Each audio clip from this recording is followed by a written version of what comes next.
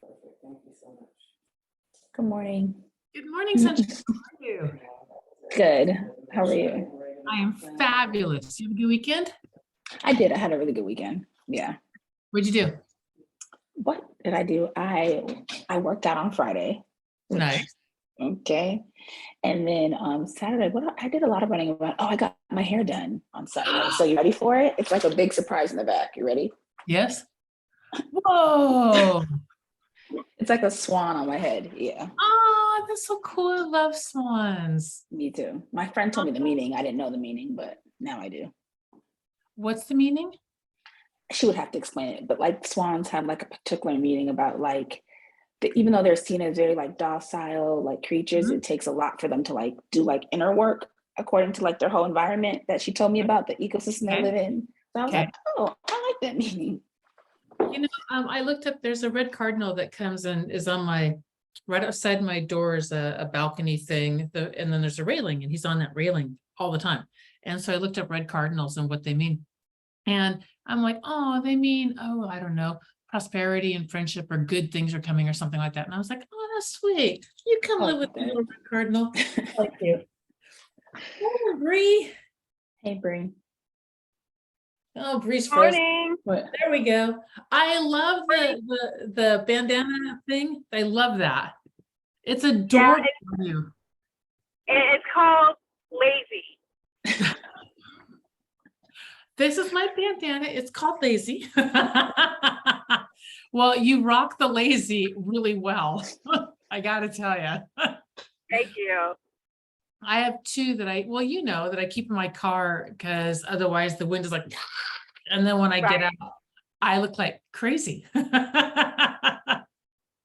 So much better to have Lazy going on in my head and not crazy. So anyway, good morning, y'all. Let me see who else we got here. We got Kathy. Good morning, Kathy.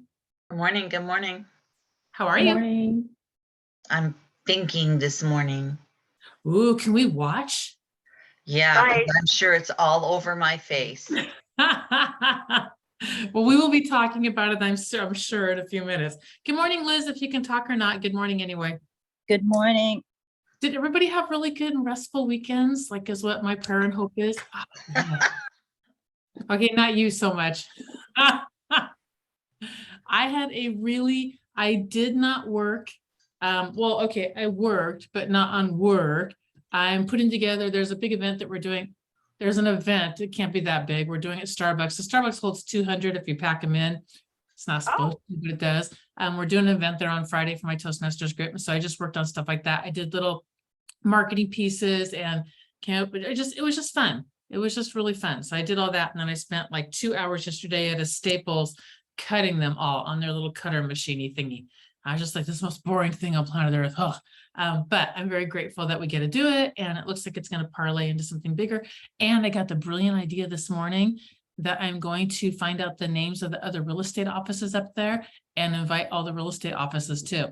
And the reason why that's cool is because, if Toastmasters works really good for real estate agents, and there's a great form of completely soft, and by completely soft, I mean, I don't get to talk about that recruiting that there could possibly be. So I was thinking about how do I take these different components? This morning is what came to my mind. How do I take these different components of my life and start to marry them together so that I can use the momentum off each one and push a big rock instead of, a bunch of little rocks around. And it's Toastmasters, it's this, and then the coaching group that I belong to. And they're all sort of we're farther along than the other two groups, but getting momentum and critical mass and all those kinds of things. And I was like, these all marry nicely.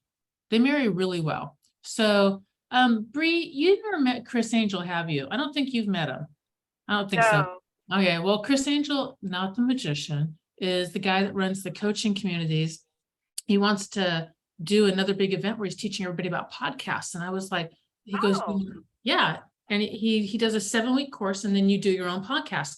And I was like, that's awesome. He's like, do you want to help me launch that? And I was like, yeah, I kind of do. And then I was like, duh, this marries so beautifully it's all the same thing.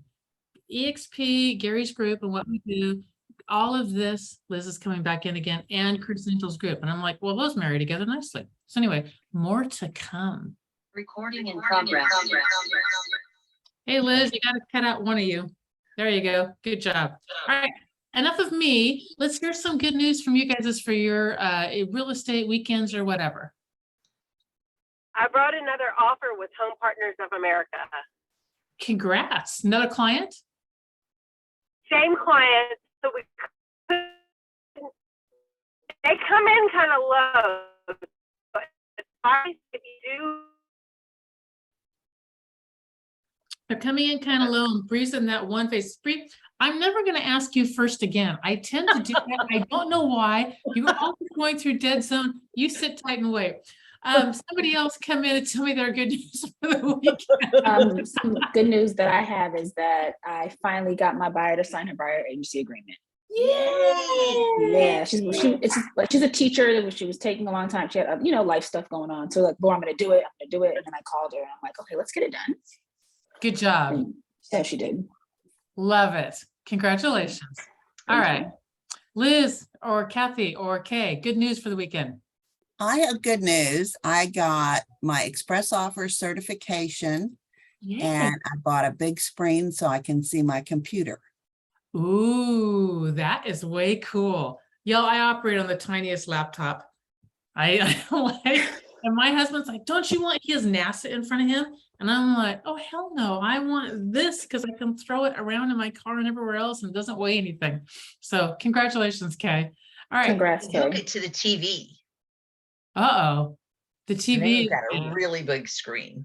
the TV is big because again, I'm married to the husband that loves, working in NASA apparently. So who else has got some good news? Okay, so mine is a crossroads of two things that have already been said this morning. Gina, when you were talking about how you have all these different spaces and they really kind of join together nicely, I was having a whole more than a moment with all of that this weekend with all the things that I have going on in my space. And then I set up a coaching call with you because I'm like, I need to constrain or figure out something else here. So that was one good thing, is that I see a lot of use and value in a couple of different spaces that I am that all kind of cross-relationate, have a cross relationship that could work well together. And I didn't get my computer yet. I'm getting there. I need to get one because all of my electronics are dying, but my phone was dying on the way back from our trip to Massachusetts that I spent yesterday at least securing a phone that I haven't set up yet, but that'll be the next win. But yeah, I'm kind of trying, and I'm in crossroads between, do I want to get another laptop or do I just want to get, like Bree was saying, I think before, that she has the Mac Mini and I have the monitors and stuff, and just set up something here at home and then call it a day. I've seen Bree travel with that little puppy and it's little and cute and it works like a charm. What is it? Magic. No, what's your computer? She has that little Mac thing that she plugs No, in. yours. What is yours? Oh, mine? Yeah. Mine's a Mac laptop. It's the highest processor, M1 MacBook Pro. MacBook Pro. Thank you. That's what I have. I see. I Okay. don't know what that is. I gotta stick the landing on that before everything fails. I'm hoping this one won't fail that I'm on during our call, but anyway. Go And ahead. then if you guys go to, I think Bree shared last time that there's a teacher discount that you can tap into. There's teacher discounts on Mac, and then I know Verizon also has it. This does not apply to most of y'all. Over 60, I think there's a senior discount that you can get also, or there at Verizon, they also have if you put 5 people on a business plan, then all of your phones cost I think we all pay $35 a pop for our phones, all unlimited everything. And then there's $10 that we share between the 5 of us, 6 of us now, for full protection. So Oh, basically that's you pay like $40 a month. I know it's a really good deal. And that's really good. Yeah. Where's it through? Verizon has it's a business plan type of a thing, but it's got to be, I don't know if you had to put your tax ID number in there or not. I don't remember that part. I just know it's got to be 5 people, 5 phones, 5 devices. And then get it down. So like if your iPad is the kind that has cell, that counts as a device. So does a jetpack. Yes, a jetpack counts as a device also. Excellent. Oh, Good to Yeah. know. Yep. So the heads up that there's the senior one, you get 2, phones, and then you pay like $40 each or 45 each. Again, unlimited everything. And you don't need a business. And I don't know what the minimum age was, but I checked into that. It's only 2 phones. And then the business plan is 5 phones or more. Like I just added on, so now we're up to 6. The insurance still covers all of us. And I got it down another $5 because I set up auto pay. So it's literally like $35 plus, I don't know, what does it work out to be? $7 per phone for insurance, something like that, whatever. It's dirt cheap, stupid dirt cheap. Anyway, all right. So who else has got some good news up here? Bree, you want to talk now? I was talking now. I took a different way home, hoping I wouldn't freeze. Ha, So I wrote another offer for Home Partners of America. It's low because of Home Partners of America. I sent them comps. They don't understand the Nashville market. So this is my second offer with them. So it was a little bit higher than the last one. So I'm working with them, but I think it's going to get accepted. cool beans. Don't be surprised, y'all, to start pushing like if offers are coming in a little bit low, don't be surprised to start pushing those a little bit. Because stuff's really teetering. And if your comps aren't matching, look at your pendings and see if you can get information off your pendings. And look at your actives too, and really like dial down in, because it's super important right now to get prices exact.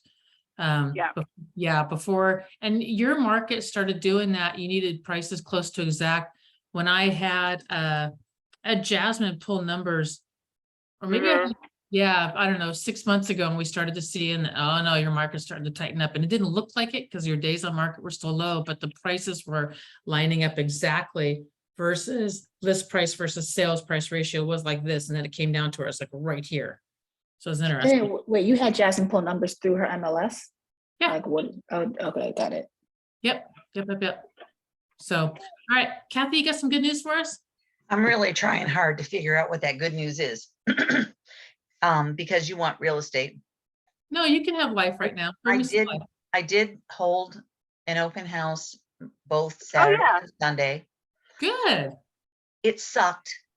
However, the good part of that is I don't like open houses anyway. And I hope, I just find like it's a waste of my time. But that being said, on Saturday, I had Sarah Black come and trained her how to do an open house. So that's the good part of the whole thing. And she got to see me an absolute mess on Saturday because that's the day she chose to be there. And everything was, I'm behind with everything. So my first bit of advice to her was to be really, really organized, because I'm definitely not at this point. Because it would go a whole lot smoother.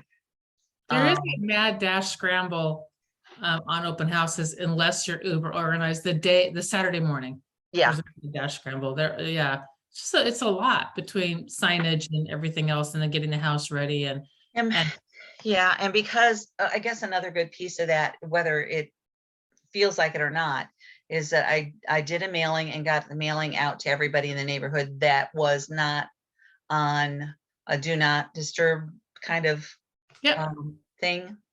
Yep. So and it did go out, but it didn't go out until Saturday. And that was because my printer ran out of toner. Yay. I killed my printer this weekend too, but I have like 6 cartridges down here of ink and stuff. So that's good enough. Yep. All right, good enough. All right, let's do the challenges. Let's dig in. What do y'all got? Well, I'm still working on my pricing challenge. On my unusual piece of property, I talked to 2 other people in the market, had them look at my comps, look at my listing, see if they had any other recommendations. They both thought I should bring it down and maybe rechange how I marketed the house and the apartment as 2 separate things, but they had both said it was overpriced. So one of them thought it was overpriced by 100. The other one said he thought it was only overpriced by 30 or 40. So nobody still know. Does that area do brokers opens ever? Would a brokers open be something? I don't know what that is. A brokers open in a lot of areas is like an open house, but only for real estate agents. Oh yeah, no, I haven't done that. Okay, so here's a cool thing to do with brokers opens when you have a property that is possibly overpriced. You do the brokers open, do something to get everybody there, like enter for a draw. There will be an entry for a drawing for a free $20 gas card or Starbucks card or $40 or 50 or whatever it is that, you know, you want to do that, you know, will get people out. Yeah. So do your brokers open and then have one of those big whiteboard things up and stickies and business cards and tape, or their business cards and tape and pens, and do what should this house be priced at, or guess what this house will sell at, either one, and do 3 columns. And so like, you know, if you're priced at 300, do 3 to 3 1/4, 275 to 3, 250 to 275, you know, or whatever, or under 250, you know, 250 to 3, over 3. Just have 3 basic big columns, big range of columns. And then what they do in order to enter is they do their business card with either they write the price on their business card and like a Sharpie, like on the back, it says 327.2, and they stick it in the column that they think it's on, or they tape it in the column, or they, you know, on a sticky, they put their name and phone number and the price. So have stickies with you also, and they get taped up all on this board. It gives you a good idea it gets you people out there, eyes on it, which is good. And it gets you really good feedback to be able to take back to your seller. And it helps you with comping out something that's really, really, really strange. So that's an idea. And it's kind of a fun one to get some feedback, some good feedback from a lot of people in the area. If brokers opens are attended where you are. Sometimes nobody goes to some communities do not really do broker opens, and some communities they're like a big deal. So it just depends upon if that's your community or not. I mean, the only time I did them was in with Keller Williams, and we had to do it to get on desk duty, was to go look at their houses. But I haven't been invited or seen many of those around here, but I can still do it. Okay, well, check out and see if it's something that, like, look and see if there's any other brokers opens ever, and then contact those agents. Hello, Christopher. Good morning, sunshine. Hey, Precious. I forgot his shoes. I took him all the way to daycare and he had no shoes. Oh, Lovely. All right, any other ideas on pricing this odd piece of property that Kay's got? She got a compound, basically. She has the Koresh compound, which we will not market as that. I think that it's going to be one of those investor things. I really do. With that property. We still gotta get the pricing. Yeah, you got to get the pricing, but that's why I thought I'd get express offers and I'd put it out to the iBuyers and see what they would pay for it. How many days you been on the market? 27 days. Okay, so. And average days on market here are about 82, 88. Oh, holy moly, you're kidding me. You're that high? It's slowed down, way slowed down, particularly at that price point. All right. And what price are you sitting at right now, out of curiosity? 480, 495. 495? The first thing I would do is, well, I would talk them into, especially at the 30-day mark, at least coming down to 475 to come on a cusp pricing. a cusp.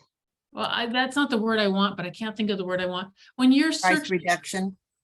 well, yeah, it is a price, it's an adjustment rather than reduction, because I found that adjustment doesn't say reduce. So that's kind of the mindset behind that. But bracket, it's a bracket price. And what a bracket price is Mr. Seller, you're probably doing it already. Also, you're looking at other properties too online, just like a buyer. So you need to think like a buyer right now.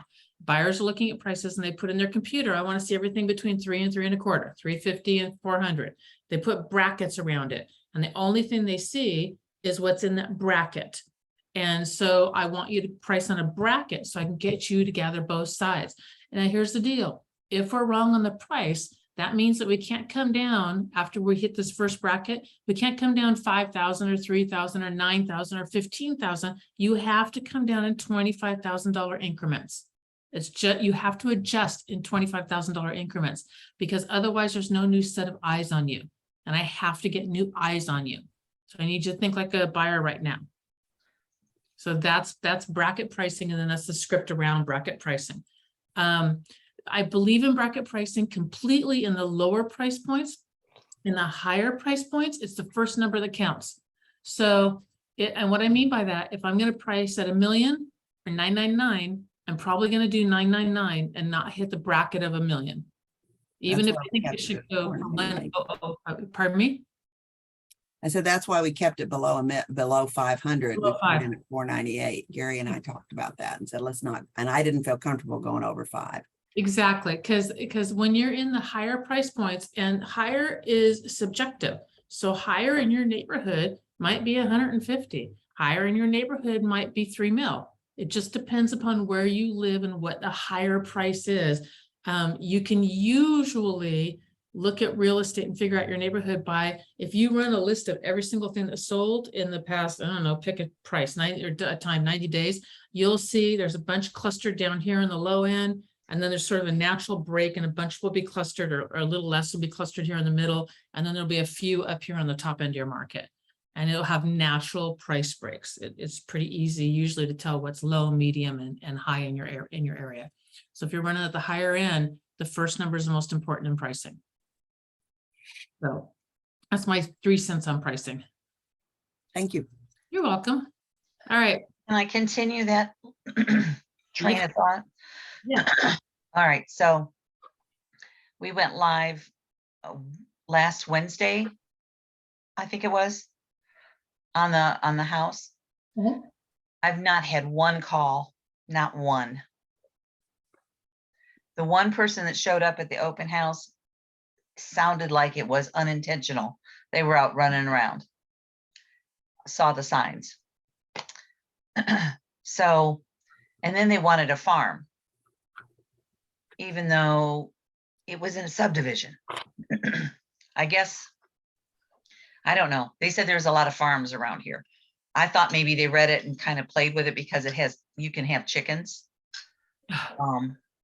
But anyway, it's that kind of thing. And I've already said, you know, we need to, and we've been talking that we need to talk about price reductions. They don't want to do it for a while. What's your days on market where you are? Average. It's been going up, just like Kay said, it's been going up, but I don't know off the top of my head. Okay. So, all right, who's got input on pricing before we start digging into pricing?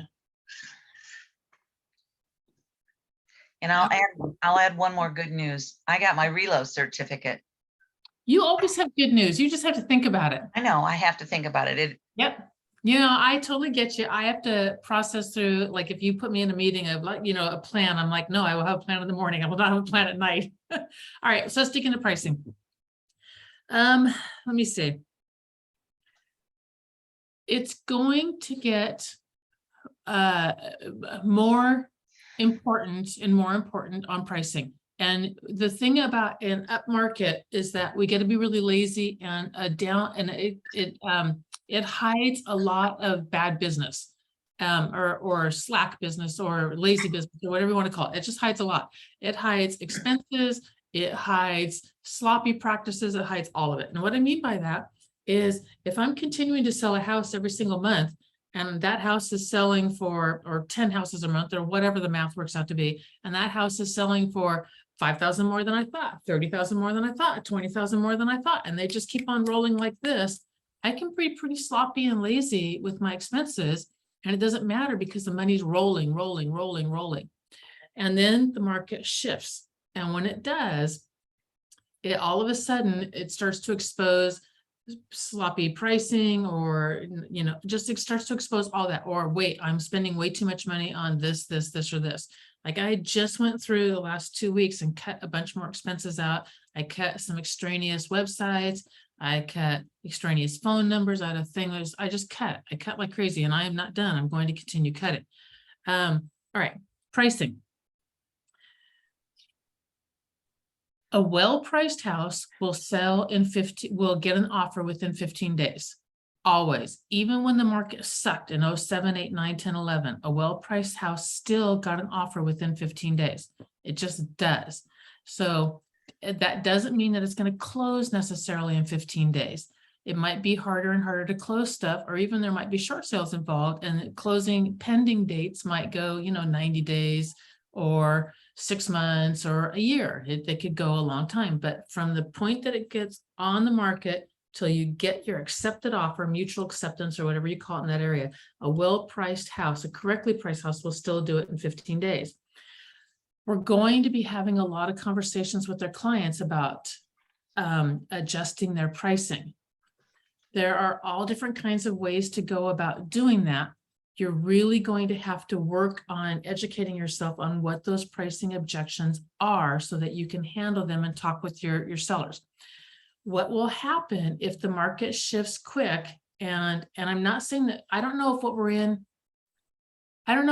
is the seasonal, doldrum, we're heading into winter kind of stuff, or if what we're in is truly the beginning of the shift. I believe it's the beginning of the shift. I don't have any, hi honey, go ahead and pull that out. I don't have any, we're loading up a bunch of stuff for taking up to my daughter's house today. Anyway, I don't have any idea which one it is, but it doesn't matter either one. You'll need at least 5 different ways to handle pricing objections. I strongly suggest pulling off of the website and pulling one at a time, learning it really, really well. And then once you learn it and understand the concept, then you'll be able to just get it and roll it in off your tongue, off your own verbiage. Like, Mr. Seller, I need you to think like a buyer right now. You're probably doing that already, blah, blah, blah, blah, blah. Mr. Seller, I need, let me see what else. Here's the way that it works. If everybody out there, if you can go to the grocery store and you can buy cheese and all the cheese is relatively the same, or a gallon of milk or whatever it is you want to use, does it matter how much advertising brand A does over brand B? If you know a gallon of milk should cost $4, I don't know what it costs anymore. Does it matter if this one's listed at $5, if this one's priced at $5, does it, which one are you going to buy? I'm going to buy the $4 gallon. Exactly. If I advertise the $5 gallon even higher, are you going to buy the $5 a gallon milk? No, I'm going to buy the $4. If I put dancing, put streamers and dancing bears and everything else on the $5 and show you a bunch of commercials and TV ads, are you going to buy the $5? No, I'm going to buy the $4. It's exactly the same with your house. That's another one. Printing off everything that's available in that price range. Mr. Seller, out of these 4 houses that are listed right now, would you buy your own house? Like, which one would you buy? I would buy that one. Why? Well, it looks like the best deal. Exactly. I have to get you at the best deal. Mr. Seller, typically 5 houses sell in this price range per month. Right now there's 7 listed, which means I have to get you down into the bottom 5 in order for your house to sell. We're not there right now. Here's what you're doing. If you keep the price, if we do not get a price adjustment, you're selling your neighbor's property. I'm not here to sell your neighbor's property. I'm here to sell your house. We need to get the price adjusted. So what I'm doing is I'm just rolling them off. And it's not like I would do that in front of a seller. I was overwhelmed when I first ran across it. And so what I did was I literally just picked one and then I learned the concept of it. I don't have them verbatim memorized. I really worked on what the concept is. And once I understood the concept, then I could do it all day long. Like the concept of bracket pricing. I can explain that 3 different ways once I know what the concept is. The concept of all the advertising in the world is not going to sell you a gallon of milk. I needed to learn the concept of what it was, and then I can explain it to them in different ways.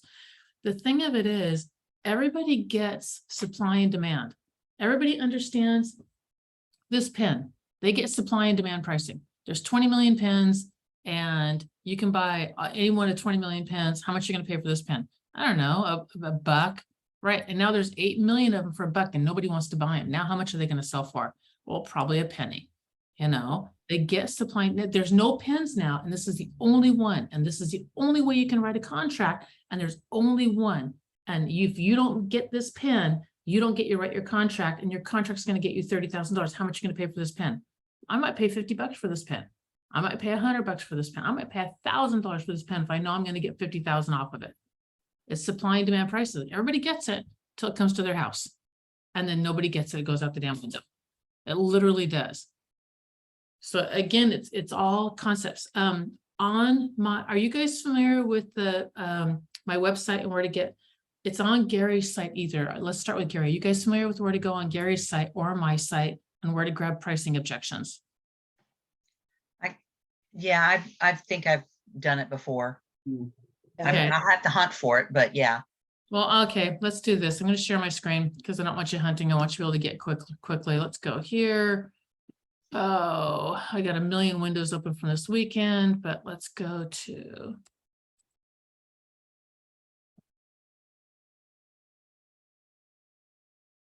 Come on, computer. So, theworkscoaching.com. Drop that into chat box.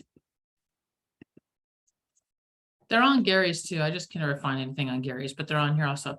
Scripts and pricing scripts. There we go. All alphabetical order, 18 million scripts. So buyer scripts, seller scripts, asking for a price adjustment. We've had a bunch of conversations even before the house went live about pricing. And the last thing, just the other day after the open house, when I said that we didn't get anything, and no, I haven't had any calls at all Mhm. about it. And it makes me wonder if I need to boost the post because I haven't. And she said she wanted to wait a while, that she'd hate to have somebody just about ready to make that offer and then, you know, lost out on that money basically. Perfect. I want to wait a little while. All right, here's the deal. I hear exactly what you're saying and I totally get it. A well-priced house will get an offer within 15 days. Let's wait our 15 days. On day 16, let's talk. What are you listed at currently? 465. Yep. So I'm going to suggest the first one is 450. And then if I don't get an offer within 3 weeks, then I'm going to come back down again. I was I was really aggressive in my pricing, And here's why. I don't want you to be like my client that started their house at 280 and I had to beat them tooth, head and nail or whatever you beat people with. I don't know. And she kept on holding out. And then she wouldn't drop the price. And then when she did, it was in tiny increments. And what happened during that time is during the 8 months that I beat her up over price, I mean, it was 8 months, the market went all the way down to 230. And had we adjusted it here down to where it should have been around maybe 250, probably would have got our offer because the comps were coming in around 260, 265. But the market kept on falling. When a market is falling, you need to price ahead of that fall. Otherwise, you won't be able to catch up because the new houses that are coming on are going to list here and you're overpriced. And then you bring it down here, but it's been 3 weeks and the new houses are coming in here and you're overpriced. So when you see this going on in the market, you've got to price here. You got to price ahead of the market because it's going to fall down and catch you, but you have to be that price. Yeah, we've had discussions about make sure you know what your bottom line is. Because when offers do come in, you want to know what that is so you're not shocked. So we've done those as well. Part of the problem is that they don't have to sell it right this minute. They've got money to float it for a while. How long do they have to float it? 10 years? At least a few months, at Okay. least. Okay, we're talking 10, you're welcome, Laura, by the way. We're talking 10 years afloat. So when the market shifted last time from 2005, and then that was at its height, and then by 2007, it has started to tank, depending upon where you lived. 2007, 8, somewhere in that range. It didn't start to turn around again until 2000, depending again where you are, 2011 to 2014-ish, somewhere in that range before we really started to see the turnaround. And usually it goes from coast to coast and then moves its way in, and like from Texas up is usually when pricing starts to get better again. It'll start on the coast and move its way in. This one was weird because COVID, everybody moved out of the cities. So this one was a little bit weird. However, it was like a 10-year run. This next one, we're probably looking at a 10-year run. So if you think you're going to hold for a few months and wait, you're looking at right now, September, October, November, December, January, February. So worst months, unless you live in Florida or Phoenix. Yeah, we've talked about that too. Yeah, so you've got to stay on ahead. So when someone would tell me, I'm just going to hang on, are you going to hang on for 10 years? Like, what's the plan here? And they'd be like, well, no, a couple of months. It's not going to get better in a couple of months. Markets don't swing. The housing is not that volatile. Housing is a slower swing. Right. And back down again. Yeah, we're not talking stock market prices here. So, yep. I'm not gonna give my house away. Yeah, you are. And you're gonna get a screaming deal on the other side of it. It's just what it looks like. It's what it looks like. This is the market that we're in. By the way, who sets the price on a house? Who sets the Market value? does. The market buyers. does. Yeah, exactly. Yeah. The value of a house is what the seller will sell it for and the buyer will buy it, period. Mhm. And if both of those aren't happening, there's no value on property. It doesn't matter. It's not a real piece of value anyway. So it's it's as hard as you guys have gone through a seller's market. And it's been very, very, how hard has it been? Let me ask it this way, actually. How hard has it been to keep your buyers' heads in the game when they lost their sixth offer? Mine all jumped to new construction and that was great. But exactly, they had to jump and shift, right? And if you had to keep, if your buyer lost offer after offer, like it was hard to keep their heads in the game. Like you had to deal with the emotions of they lost their house. No, come on, we can do this. And you got to pump them up and get them going and you got to work. That difficulty is going to be the exact same difficulty you're going to be dealing with sellers. When their house is on the market another week and there was no activity. So here's the things that I learned out of that I highly encourage you to do. One, stay in contact with your sellers. That is the most important thing because your sellers, I think I'm going to mute Kay. You can come back in again. I got some background going on, but that's okay. Nope, it wasn't.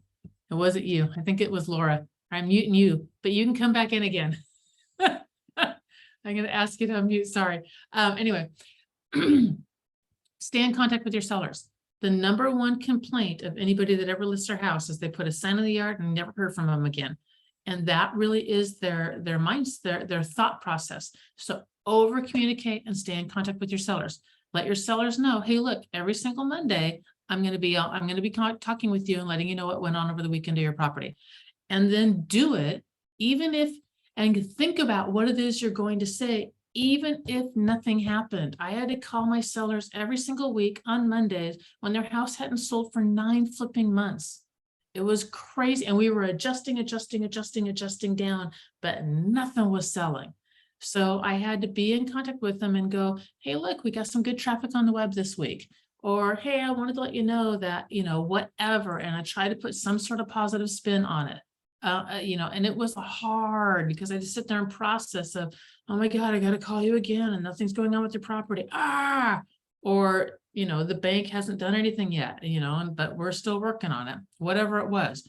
So you got to stay in contact with your sellers and you have to constantly be putting the information in front of them.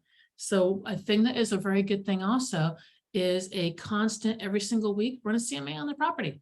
If nothing else, run that CMA. And just keep those reports also and start tracking what's going on with their property. Make them just as educated as you are as to the market and what's going on. So that they know and understand, and you've got the fodder. You've been feeding it to them every week.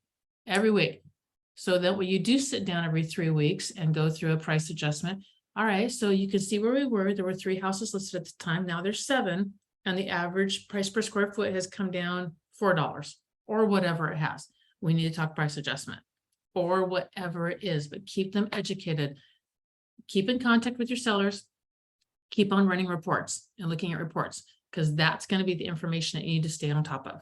And those 2 things are going to help you through this immensely. Keep your sellers educated, stay in contact with them, keep running the reports. Thank you. Oh, you're so welcome. It's not impossible. Just like helping your buyers get that house after the 4th listing is not impossible. The real estate, the real reason we get big bucks is not because it's so easy to write a contract, because that is not it. It's because it's so flipping hard to keep someone's dang head in the game. That's why, in my opinion, that's why we get big bucks, because we have to keep their heads in this game. So. Yeah, and I know she was disappointed that we didn't have people coming through. She had her family all take off for the weekend and the dogs.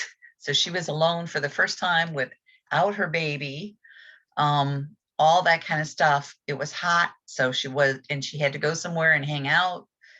you know, all those kinds of things. So she set up the perfect time in terms of allowing people to come through the house, and they didn't. So I know she's bummed. And that may have been when you do an It's the open house, holiday weekend too. that's exactly it. Holiday weekends can go either way. They can be amazing or they can suck, but there's never seemed to be any in between. And it was pretty much crapshoot. I never knew what it was gonna do. And Fourth we of talked July. about that too. Yeah, 4th of July could suck. Don't know. If she wants to wait, I wouldn't worry about it yet. But oh, here's one more thing. Set up your sellers the first time you list the property. We're gonna list it here. If we do not get our offer within 15 days, we are going to be back here and we're going to be looking at price adjustments. Set them up ahead of time. Get them prepped and ready for it. Yeah, I did that too. And then the last thing is, there's this thing that I used to do. It was a piece of paper that I had that had days on market, and then the price went, the graph went down for activity on the market. And that chart, that graphic helped me immensely. Oh, let me see if I can find it really quickly. And there is no guarantees. Let me move you guys aside really quickly while I see Finder. Hang on one second. Pricing. I gave all that data to him and told him we need to think about a price decrease. And then I said, let's try it one more weekend and let's see what we get. And we haven't gotten anything. So I'm going to meet with him and see if I can get the price increase today. There you go. I figured this would help you just as much as me, Kay. Yep. Okay, hang on. I'm looking for my pricing coma. Does anyone have my pricing coma or know what I'm talking about? Where is it? Search this Mac, listing coma. Hang on, let's try pricing coma. Do I have scripts, seller pricing scripts? Dang it, I can't find it. I'll look for my pricing coma. Let me go back to where you guys are. I'm looking. Describe what that is, Gina. Pricing coma? Yeah, so what it is, Is that the positioning statement thing that you do? Or is that different? it's different than the positioning statement. So hang on one second. Let me draw something. I mean, I get days on market and the prices that it sells, you know, a Okay, so it's graph. a graph that basically looks, this is like super rough. It looks basically Okay. like, and so down here it says days on market. And then this is a market activity is what it says. And then I talk about how, it actually doesn't look perfectly like that. It goes boom, boom, and then down like this, and then it's flat line across the bottom. And then I say, look, here's what happens when we list your property. We list your property. Let me see, we want to go this direction for you guys. No, we want to go this direction. We list your property and then everybody sees it online. And then week 2 is when we get the highest level of activity because everybody, they call their agents, they come out, everybody takes a look at it. It's actually shortened now to more like between week 1-ish is when you get the highest level activity because people don't call their agents to look at properties anymore. They just come out and go look at them. And they can see it quicker. So you list the house, market activity, and then people come and view it. And then it goes down, down, down, down until this mark right here, which is 6 weeks. And it's 6 weeks, you go into a listing coma. Everybody who's going to see your house has seen your house. Nobody cares anymore. My job is to keep you out of a listing coma. So I'll find that pricing thing, pricing listing coma thing. And then I'll get that out to you guys, or I'll attach it to the, wherever I put these things, the YouTube, I'll attach it into YouTube. Because it's a really helpful chart and graph when you're meeting with people. That's one that I used to do, and I did it on the listing appointment. And the other one that I used to do was a series of as a target. And I talked about how here's the thing. When you make charts and graphs and you show them to people, people think it's legit, even though you created the dang thing. They just think, well, look, there's a chart and a graph. It must be so, right? So this was a bullseye, and it talked about target pricing. And we talked about how the very center of the target was within 1 to 3%, and it said house sold. And then outside of that was lots of showings, no offer. And then outside of that was drive-bys and traffic. And then outside of that was internet traffic. And then outside of that was nothing, was space. And so we talked about I think the outside one was 10% overpriced.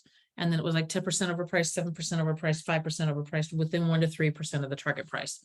And again, it was just another graphic that I created, I invented it, I created it, and people would be like, oh, and then they would get it. So I kept both graphics with me. I would build them right into my listing presentation. Eventually, my listing presentation was just a yellow pad of paper, but I had those 2 graphics if I started fighting over price. And I would just bring out those graphics, and then we would just go deal with, talking about these graphics. So I would get both those and toss those into your presentation, however it is that you do it, or at least have them with you. Those 2. So you're going to send those to us or post them? How do we get them? I'll find those and get those out too. It won't be today because I'm leaving up here. Thank you, Kathy. Thank you. You're a doll. I did my hair purpler again. So Uh-huh. And you put makeup on, all Put kind of makeup stuff this on. morning. I do. It's like, I'm gonna go. I'm taking the day off. Anyway, I am not doing anything super exciting except I get to see my kid and my granddaughter, but that's all good.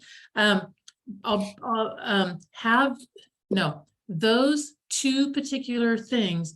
I had paper version of it also with me because people would fixate on those 2 things. I mean, fixate on them. And then I always told people, I'm like, look, I've got copies of everything. If you ever want copies of anything, you just let me know. And I would say that at the beginning. And then when they found those, I would leave them open in my notebook.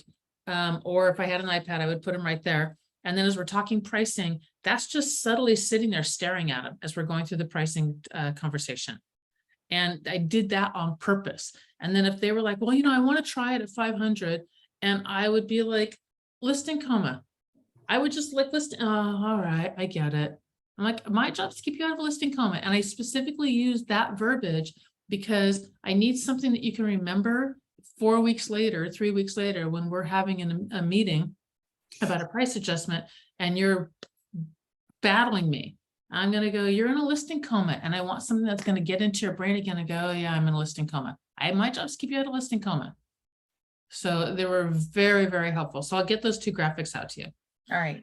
All right. Cool beans. Anything else before I take off and drive to, good Lord, it's like an hour and 20 minutes out of here. Interlaken. It is so far away. It's not even funny. Doesn't it sound like a horror movie name? Interlaken. Yeah. It's I found out later because I got a really good deal on this house. It's the poorest county in the entire state of Florida. And I'm like, good job, Gina. Found yourself a place up there. So yeah, but that's okay. You'll see my daughter and granddaughter. My granddaughter is flipping adorable. So, all right, y'all.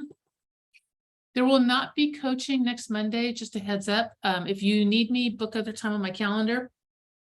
Use my Calendly link and get time on my calendar.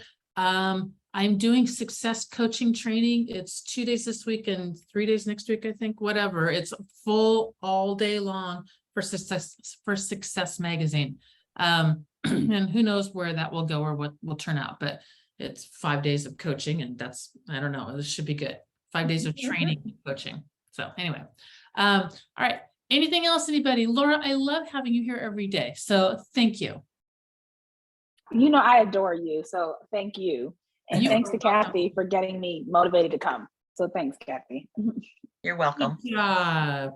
Good job, y'all. And then Kay, just a little bit of feedback for you. I've got my daughter going through the old Zooms to clear them out. And then she's also pulling out some like quotes and things like that for my Zooms. And she's looking into running them into TikTok and all that kind of, she's doing all that stuff for me.